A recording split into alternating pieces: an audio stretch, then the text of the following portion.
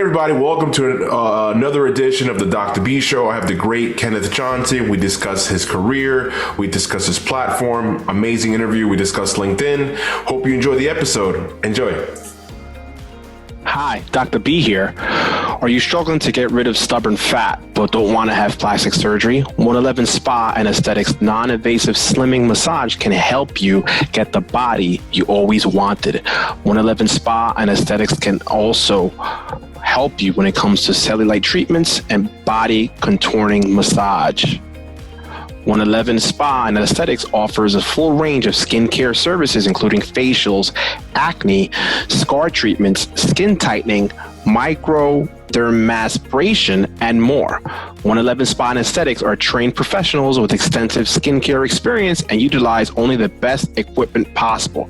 For more information, please visit their website at www.111aesthetics.com. That's 1-O-N-E-11 Leven spaaesthetics.com, located at 10 East Moonachie Road in Hackensack, New Jersey, 07601. And to make an appointment, don't miss out, 201-520-1777, 201-520-1777, 111 Spa and Aesthetics.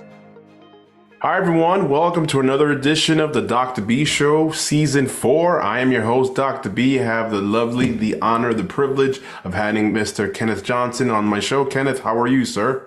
I'm exceptional today. Thank you. Taping end of the year 22, so happy holidays in advance. And I know it won't air for a little bit, but it's always good to say that, right? So let's jump right into it. So can you tell everyone about yourself, sir? Sure. Kenneth L. Johnson. I'm president of East Coast Executives, founder of the app blkbox. So East Coast Executives, we're a diversity recruitment firm with a focus on Black and brown talent, specifically BIPOC talent, to be exact. Companies come to us when they're looking to add diverse talent to their recruitment pipelines. That's the work we've done, and that's the work we've done for the past 21 years now. So really excited about, things that are taking place in the overall workspace right now and workplace, but also extremely excited about blkbox. blkbox is an app that we created, and if you want to check it out, it's blkbox.tech. If you go there, you can catch the downloads. But blkbox is an app that we created specifically designed as a career resource portal for Black men. We were just kind of looking at some of the trends and some of the things going on in the space of workplace talent as it relates to Black men. And it's very concerning, and the numbers are very alarming to an extent. And we wanted to be a resource provider and add value at some level. So we created blkbox as a tool for people, and really anybody can go there. It's just the content comes from a certain voice, but you can find interview prep information. You can find any type of career resources, professional development tools, opportunities for IT training, you name it, it's in the blkbox app, including our blkbox app podcast, which we'll have to have you on one day as well. Absolutely, one of these days. So blkbox, blkbox.tech, is that correct? Yes, if you go to blkbox.tech, you will find downloads for the Apple and Google Play stores.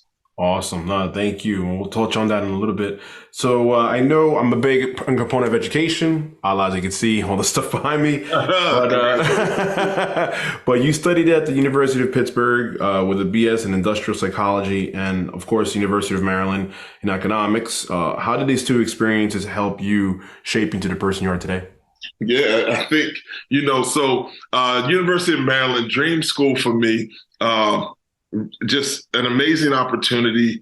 And I didn't know, coming. So I wasn't sure what I wanted to be. I used to see my father, and my father had a 28-year career with M&M Mars as a key account rep. So M&M, Snickers, Three Musketeers, he sold to big box retailers, and that was his job. But all I saw was him leave out the house in a suit every morning, and I knew him to be a businessman. So, when I got to Maryland, there's no undergraduate business degree, but there's an economics degree. So in my mind, business equated to economics. So I took economics, and it crushed me. It was a big wake up call. That was not the Macro, micro, I know. All that stuff was like, what? I know. Like I got supply and demand, but after that, it was all over for me, right? So econ, I realized that probably wasn't going to be the lane that I needed to be in. It just so happened at the University of Maryland, at least in the year that I came, they assigned you what they called an African American Studies counselor.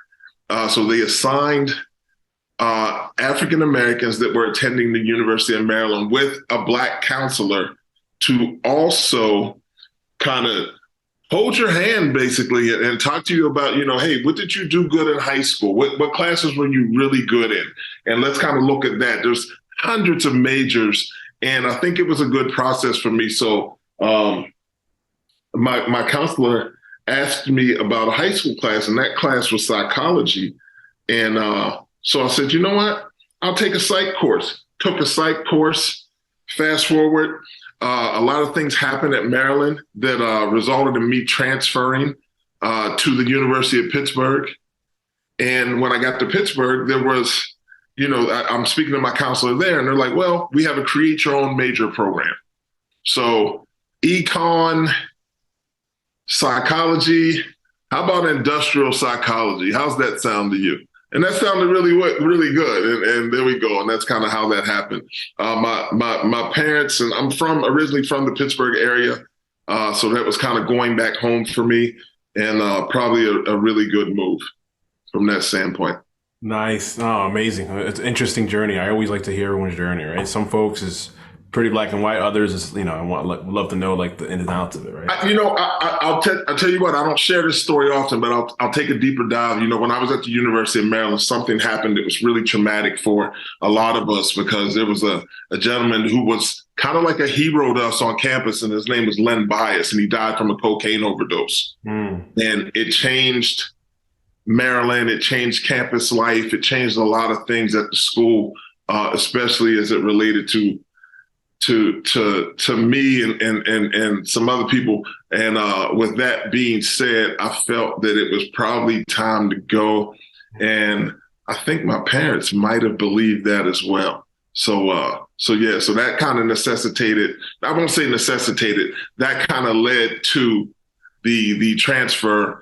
And Pitt was a safe place. My cousin, who's my best friend, was my roommate at Pitt. Our mothers are sisters. We're like brothers.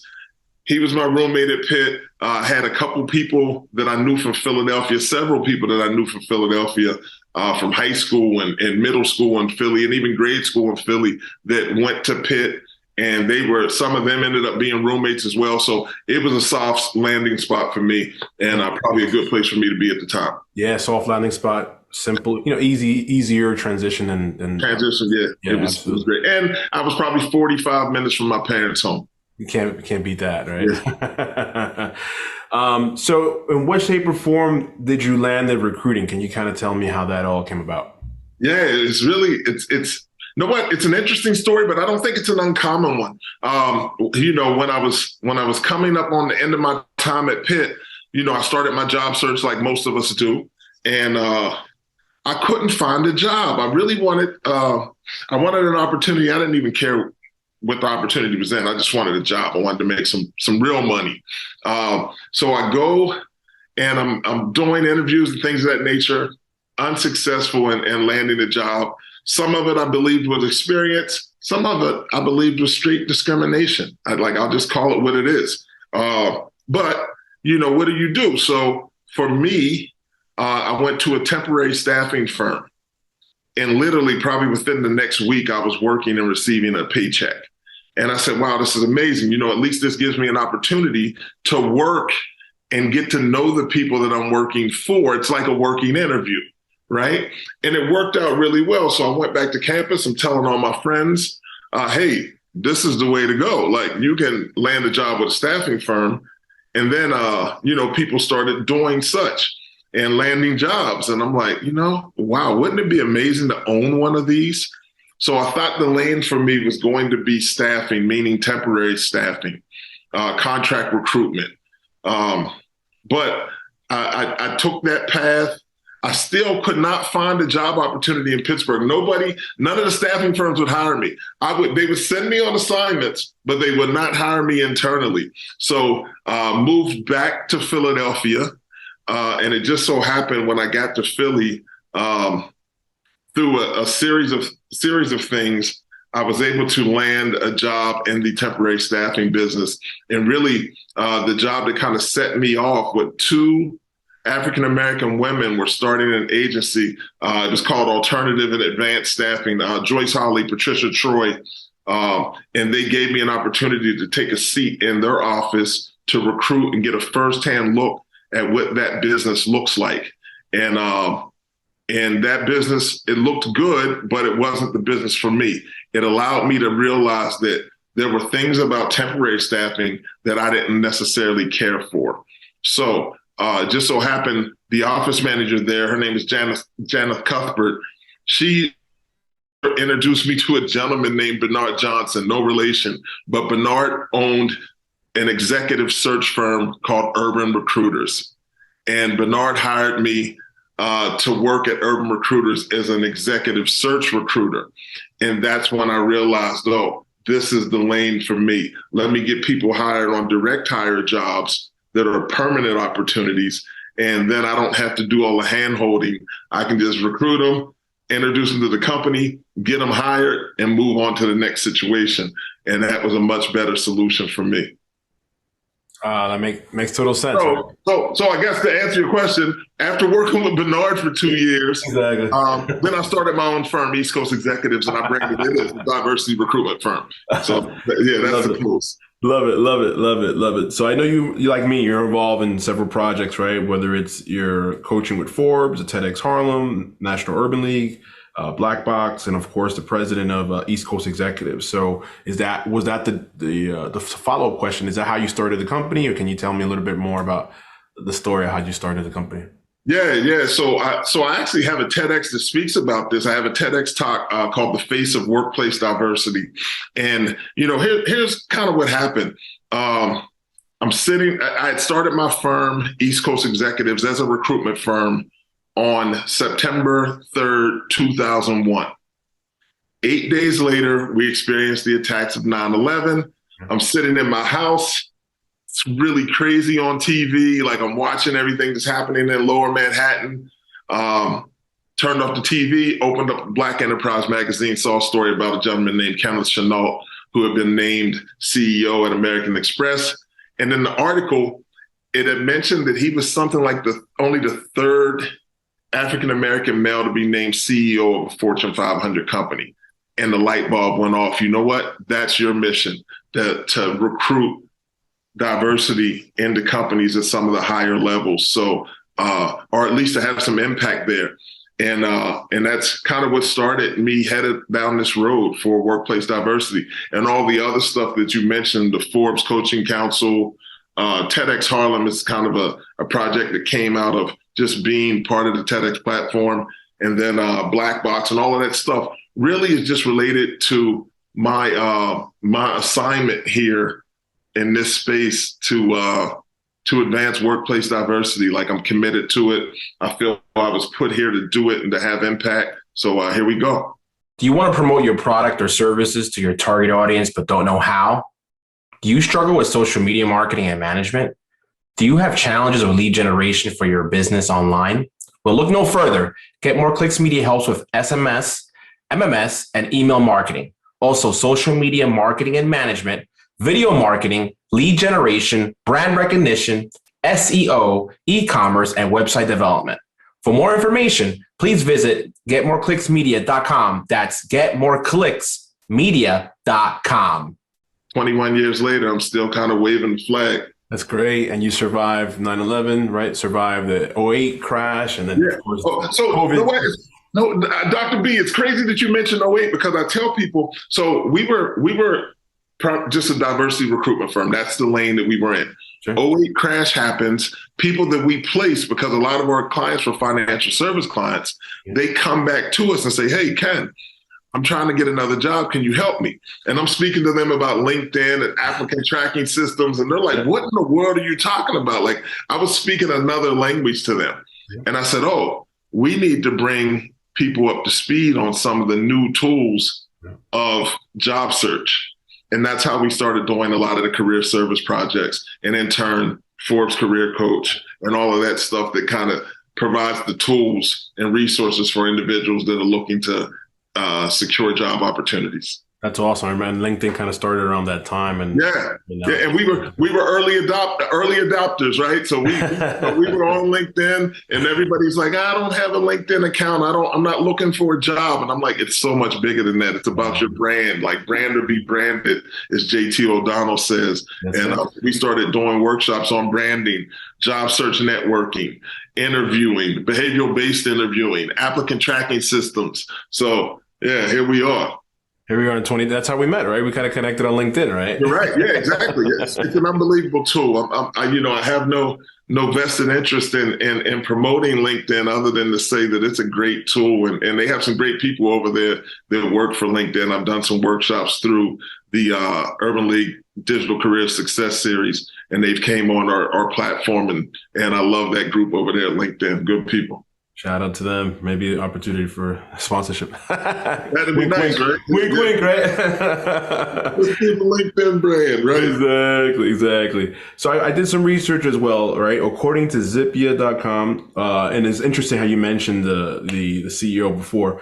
Since the Fortune 500 has been first established, the Fortune 500 list in 95, only 19 Black CEOs. Of course, there's a lack of diversity there. Also, out of 1,022 people in public administration, executive office, and legislative bodies, Black or African American represented at 17.8%, and Hispanic or Latino represented at 12.8%.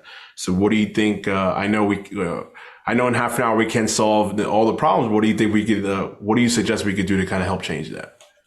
Yeah, numbers are disparaging to say the least. I think some of the public administration numbers, they're probably higher than I had actually originally imagined. But I can only speak to the corporate space. And what I think is equally concerning is that if you look at the pipeline under the CEO space, it still kind of follows the same trends, right? Yeah. Still aren't a lot of people of color, still aren't a lot of women. All right, yeah. So, you'll have people to say, yeah, but there's been some improvements. It's marginal.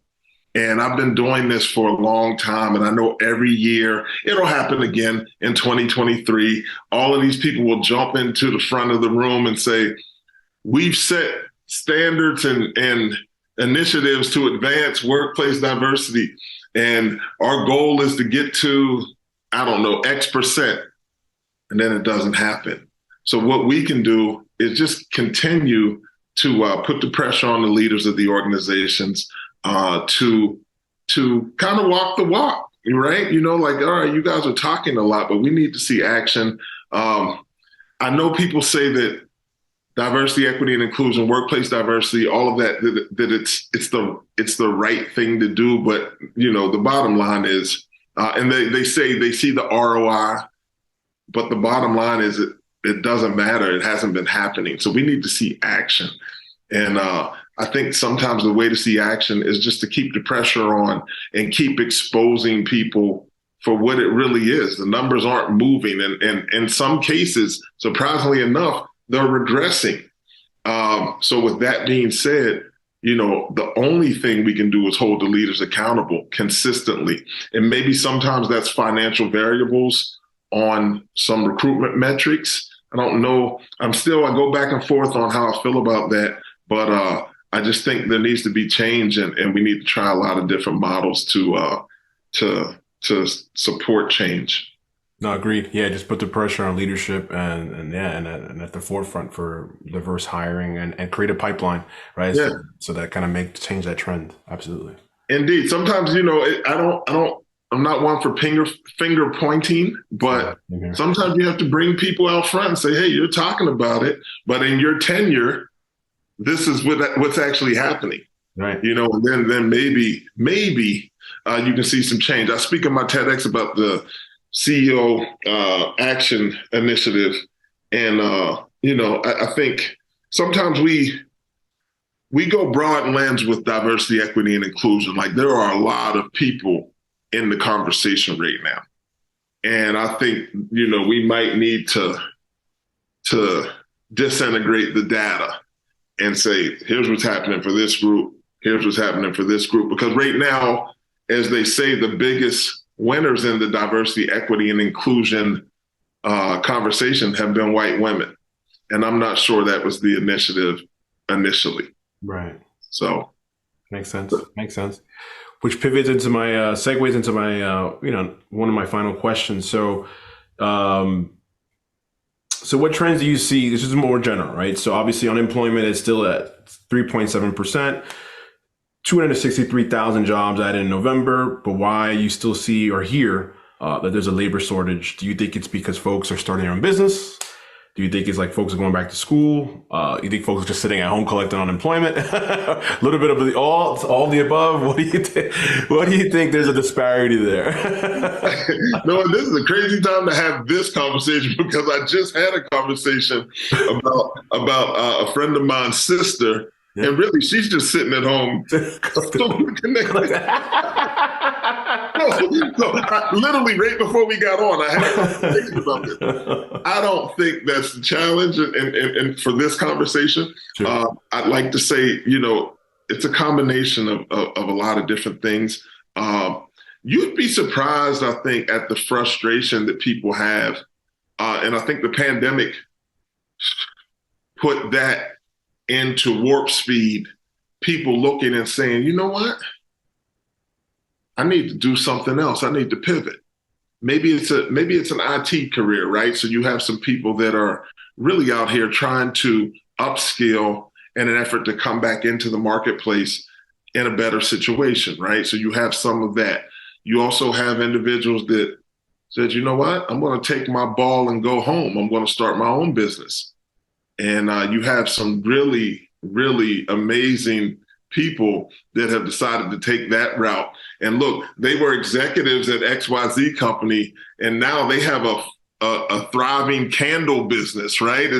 But the point is they've taken control over their career, and they just got tired of being looked over or passed over, should I say. So I think you have a lot of different things that are in play, but also I think there were some people that just realized that they were a little burned out and they needed some time off, and they'll come back into the space for the right opportunity. Or, listen, I meet people every day that tell me, I drive a Uber or a Lyft right now. I'm taking classes, but, I'm doing the Google IT certificates, which we offer in Blackbox, by the way. I'm doing the certificate program to get upskilled in the IT ranks, and then I'll come back in. But I want to come back in with with an arsenal of things that will allow me to secure better employment opportunities. So I think that's a piece of it as well. That makes sense, right? A lot of people's taking a step back for two steps forward. And like you said, with the flexibility now of Uber or Lyft or DoorDash doing that on the side. Right. Yeah. There's some other ways to make money right now. And, again, I'm not saying that's everyone. I do think there are some, there's a lot of different factors that come into play when we talk about why that number looks like that. But I think those are some of the things I think people would be surprised if we actually really took a deep dive into the numbers and they'd see what's happening. Exactly. Because it's really interesting. Every time I get into a Lyft and I say, well, what do you do? Yeah. And I was in Detroit, and the guy was like, well, I'm an HR manager, but look, man, I got tired of he was in charge of letting hundreds of people go, and it burned him out. Like during the pandemic, it just burned him out. So he was taking some time off, and I respected that. Yeah, no, absolutely, 100%. No, yeah, same here. Every time I get in an Uber, I talk to the folks, and you'd be surprised that college graduates or just doing it on the side or trying to build something. So it's very interesting how. Exactly. It's yeah. No, what? I'm going to start recruiting straight from Ubers, right? Exactly. Purposely, take a cab from downtown. Go back. I'm going to take them every 10 blocks. Exactly. Which segues into my last question, right? Well, next to last question. So what advice would you give someone if they're looking for work today? What's the first thing they should be doing? Is it, I always say LinkedIn, right? Make sure you have your profile, but maybe, I don't know, maybe something you want to add to that. Yeah, I think LinkedIn's a good place to go. I think the answer to my question is strategic networking, and LinkedIn's a really good place to do that type of networking. And by strategic, again, I mean you're presenting yourself. You're a business of one. LinkedIn is a branding tool above all other.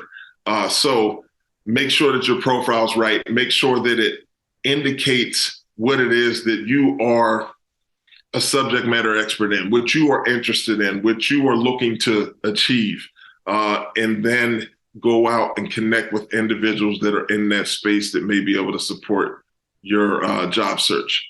I think that's the first thing I would do. I would leverage LinkedIn to no extent, but I would leverage it with the intention and with the goal of building real relationships outside of the platform. We're in a virtual world where people don't really need to meet people face to face, but I think there's real value in it if you can. Yeah, and if you can't meet them face to face, put yourself in a situation where you can offer value to them. I think LinkedIn oftentimes becomes a one-way street. People reach out and say, hey, can you buy this service from me? Hey, can you help me do this? Sometimes I think we need to refocus it and reposition it and maybe reverse engineer it where we reach out and say, I think this might be a great opportunity for you. Hey, I got something I got going on here. Maybe you'd like to be involved in it. I think we need to start offering more instead of asking for so much on the platform. 100%. All about that reciprocity, right? It's a two-way street. Absolutely. Kenneth, where can people find you if they want to? If they listen to the show, they want to, connect with you or do business or help, connect with you further. They can find me in Harlem, New York.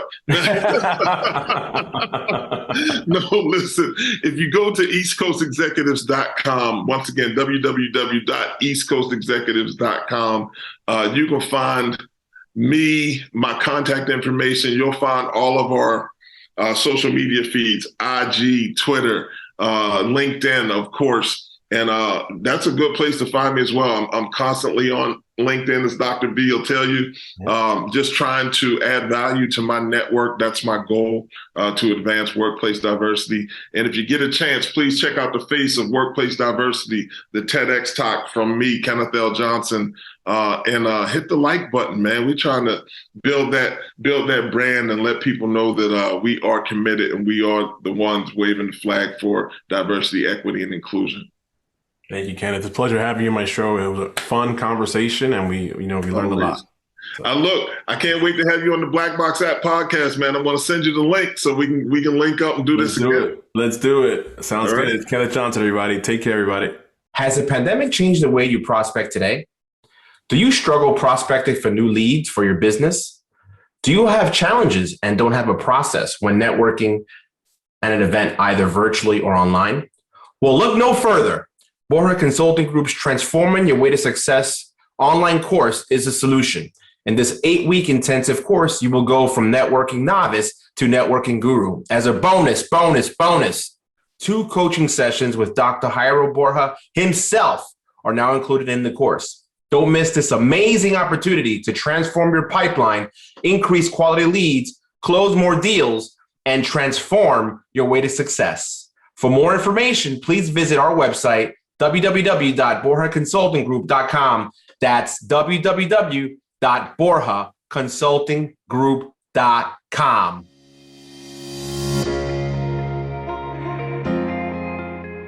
Hey everybody, this is Dr. B here. Hope you enjoyed the episode with Mr. Kenneth Johnson. Amazing man, great platform and great opportunity to share resources and share how we have a lot of things in common. Hope you enjoy the episode. See you next time.